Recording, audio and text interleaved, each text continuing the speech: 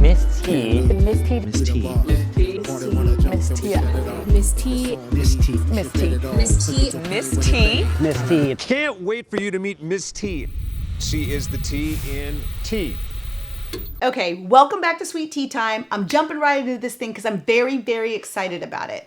So if you've watched any of my podcasts prior to this moment, I've done a lot. Get in there and take a look at them. Once, previously I was coaching, a good group of women through a thing, and this one particular attendee to, my group kept bringing up the same thing. I'm hurt because XYZ. I can't lose the weight because I was hurt because XYZ.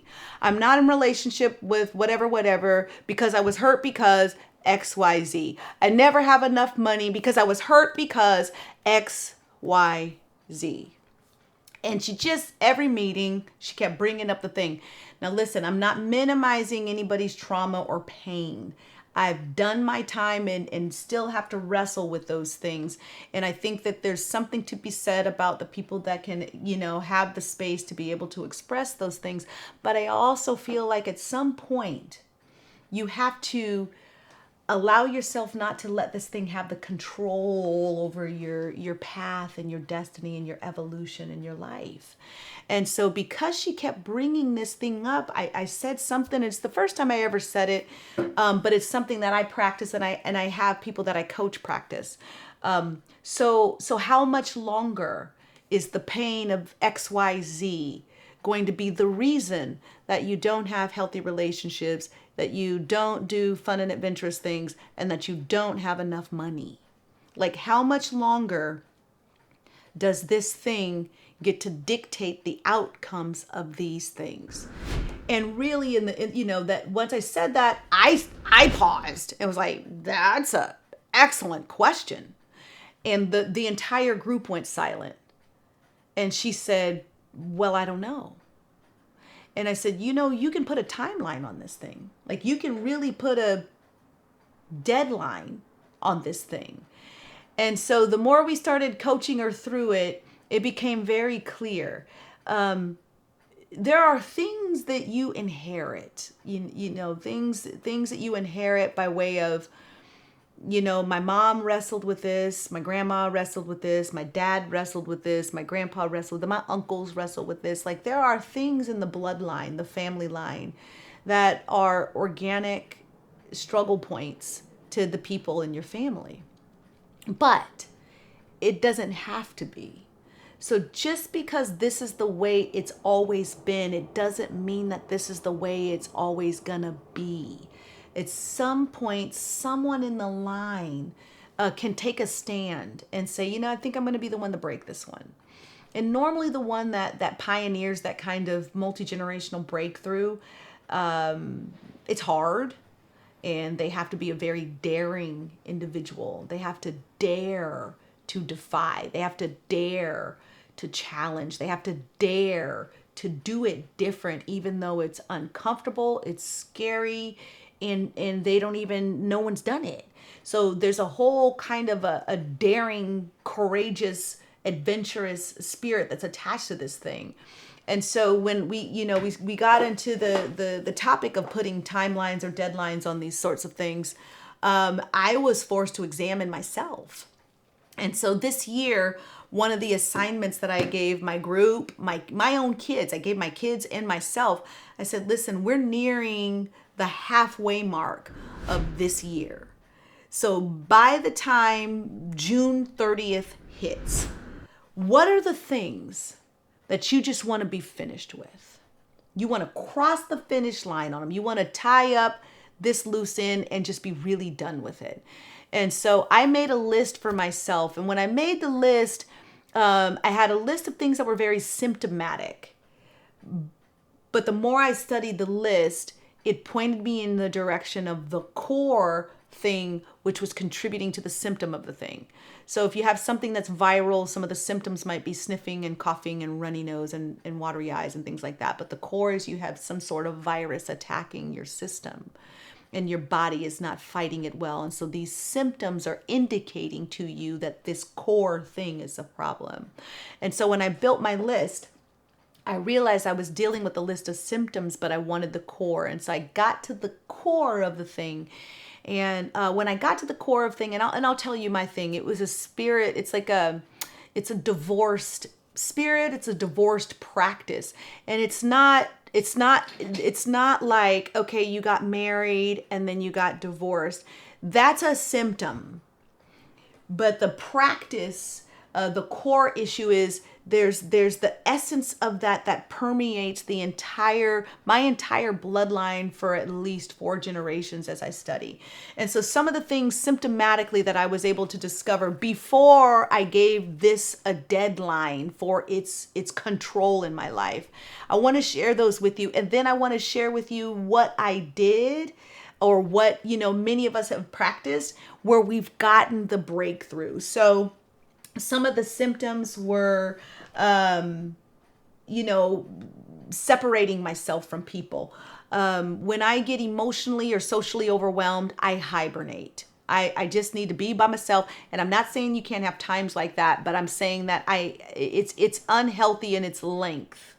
And it's a coping mechanism for not wanting to deal with some of the pain that's associated with, being around a certain people or large bodies of people. Sometimes I can be in an environment and people put such a pull on me for support, for education, for information, for strength building, that I'm depleted. And so I'm not saying that, you can't have those moments of reprieve. I'm saying that when you want to run and hide, that's different. And I say hibernating, but that's really what it is running and hiding for protection. The other thing is fear of rejection. That has been a prevailing thing in my life as years. So it's made me make decisions and do things that I knew weren't right, and I knew weren't right for me, but I was so afraid that this individual would reject me that I did it anyways. And so again, that's symptomatic of this spirit. And this spirit, or this practice, if you will, of divorce, it's simply separating, dividing, and then sometimes it's causal. So for me growing up, you could even, getting into situations where it causes you to push away, to run and hide, to go into your turtle shell. You can even create those situations for yourself just so that you can divorce whatever it is that you're in. The other symptom was manipulative. Okay, so don't get mad at me if you're in my family, but that's a very skilled practice amongst the women in my family. Very manipulative. They know how to get you to do what they want you to do. And I watch the kids do it in the family too. And I watch it play out sometimes with the boys, the baby boys, and the mothers. There's a manipulation between the baby boys and the mothers. So I'm just showing you the symptoms of this spirit or this practice that's multi-generational. And I'm putting it in my family, my realm, my tribe, just to kind of give you some examples, not to be negative or judgmental, but to give you some examples. So if you spot any of these things, you can get to the core of the thing, put a deadline on the thing, and stop it from working in your life. Another thing is critical. You're critical. You blame. Shame is a thing. And whether you're shaming yourself or you're shaming other people by being critical or blaming, my life is not good because the pain of X, Y, and Z. That whole pointing of the finger thing means that you're not dealing with the core thing in you. And so there's a critical thing, there's a critical practice, a critical spirit around all this stuff where it's constant. Nothing is good enough. No one's good enough. And you're certainly not good enough. And as much as I like to believe I've grown, I still see some residue of that in me prior to me making this decision and crossing the finish line of it. So I can start not just a new chapter, but a new book in my life, free from this particular thing. And then I'll give you, one more thing is it's connected to the symptoms of this divorced thing is complaining. And one thing that I learned about complaining is complaining means remaining. The more you complain about a thing, the more you stay in the thing, which gives you the excuse to stay in the thing, which builds a victim mentality in you. You're always the victim. You're always the one where things come against. You're always the one where things happen to.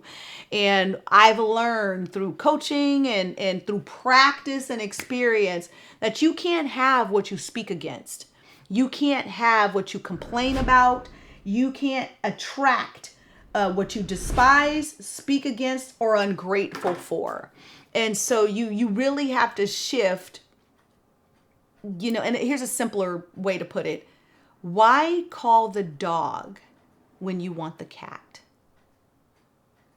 So if you don't want what you have, then why do you keep regurgitating it? And then talking about it. So again, complaining means remaining, and it's symptomatic, because you got to think about this.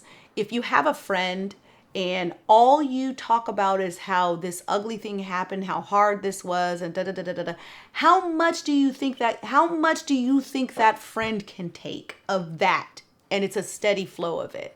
At some point, it's going to divide and separate you. Unless the good stuff, the positive stuff, the fun stuff outweighs the flow of this sewage. So I'm trying to help you understand how these symptoms are all connected to this thing, which is a divorced spirit, which is divide, separate. And anything that can be divided, it can be conquered. I'll repeat that. Anything that can be divided, it can be conquered. Now think about National Geographic. You're watching it, the lion is behind the tall grass and it's quiet and it's watching and it's watching and it's watching. And then you got the zebras, they're frolicking, they're playing, they're running and jumping, and then there's a wrestling. The herd goes this way. Then there's one that just kind of stops, looks, and is not a part of the pack. Which one do you think is going to get attacked? Which one do you think is going to die? The one who is separate, the one who is alone, the one who is apart, the one that's been divided from the tribe, the protection of the tribe. So I'm saying all of this to say, overarching thing is sometimes you have to put a stop on how much control these things have in your life. And then you want to give yourself permission to document. If I didn't document the symptoms, I couldn't get to the core. And unless I got to the core, it didn't matter what kind of self-help work I was doing. I was dealing with the symptoms and not with the core issue. Now that I have evidence and understanding that this is the core issue, I set a timeline on it. As of June 30th, by any means necessary, with all the help I can find, with prayer and fasting and determination, whatever your recipe is, by June 30th, I am done with this thing. The practice of it, the residue of it, the evidence of it, the thinking around it, I am done. And so having this practice, one of the things I did is you have to replace it. Once you remove a thing or you deal with a thing, you got to replace the voided space, because this thing has held so much space in my life and I didn't even know it. It was playing out in my relationship with my parents. It played out in my relationship with my ex-husband. It was even playing out in my relationship with my children, with friends, with people that I coach and train, with ministry people, like people in the community that I love and support. It was playing out in all these different realms.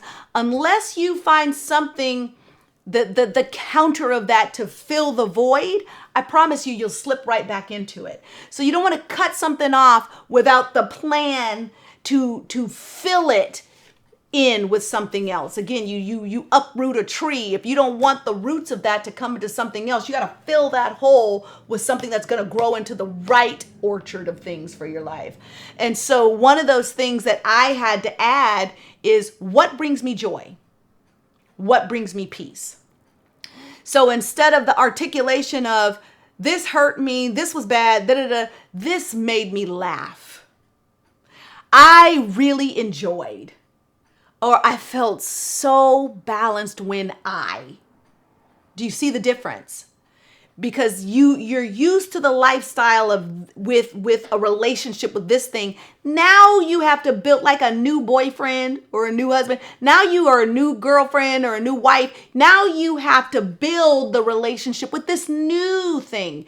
And that comes by talking about the experiences that you're having with it, the outcomes of it, the positivity of it, and how much more of it you want, and the new discovery of what you want to do as you go deeper with this new thing. You have to be intentional about building your list. Okay, what are the symptoms when you experience the joy of this moment? I just feel lighter. I could think straight. I'm so much more creative when I'm happy and I laugh and I have peace. I can create things. I'm such a better problem solver when I have this flowing in my life. So do you see, now I'm talking about not just the filling in the core space with the new positive thing, but I'm also talking about the symptoms that come along with it. And this is really your job. And I know I'm saying, say a thing, but it does require you to do a thing too. You got to be intentional about the time you keep with people that are not in line with your finish line, experience. You got to limit that time. You got to rediscover what brings you joy, what makes you happy, what gives you the strength you need in order to do X, Y, or A, B, C, X, Y, Z. So the point is, yes, you've discovered, okay, this thing has been blocking and controlling you for many, many years. Now you got it. It has a name. It's defined. It has a personality and some characteristics. You're dealing with it. You've decided that this relationship with you no longer works, but this new relationship is this. Now you have to let yourself be adventurous in another way. What makes you happy? What can you explore that's new and different? I started taking golf lessons, tennis lessons. I travel more. I have a completely different set of friends. There's some people that were in my life all day, every day that I don't even know what they're up to anymore. And I didn't break up with them. They just organically fell away because what we had in common were these symptoms. We no longer have these in common. That means we can't rub up against each other frequently because there's no common. I'm not a part of that tribe. Or I'm not standing alone. So again, I keep wanting to ask if this makes sense, but I know that you're absorbing all of this. So if it does make sense, send me a note. If it don't make sense, say, T, do another video and help me understand more. But what I really want you to walk away with by way of the point is this whole process of self-discovery, this whole process of what's blocking you, it does require you to be honest with you, look at you, and then allow you. There's a whole lot of allowing that has to happen. And if you could just start with documenting the consistent symptoms, what do you hear you say all the time? What do you want to attract in life? What do you want more of in life? This should give you the recipe for shifting it. Document everything. And then once you uproot this thing out of your life, fill it in with what you want. What's going to grow you in the direction of what you want. Again, why call the dog when you want the cat? I would be like, here, kitty, kitty, all day long. Because that's what you want. Here, joy. Here, money. Come on, money. Never say things like, I'm broke. Here, money. I'm right here. I want you for this. I want you for this. And I need you for this. Call it. Call what you want. Once you're on the other side of your timeline of I'm done with this. And then once you make the decision that this is the date and the time that you're done, I've had a few stumbles here or there. I've had a few stumbles where you may have to remind yourself, no, I was done with that June 30th of whatever.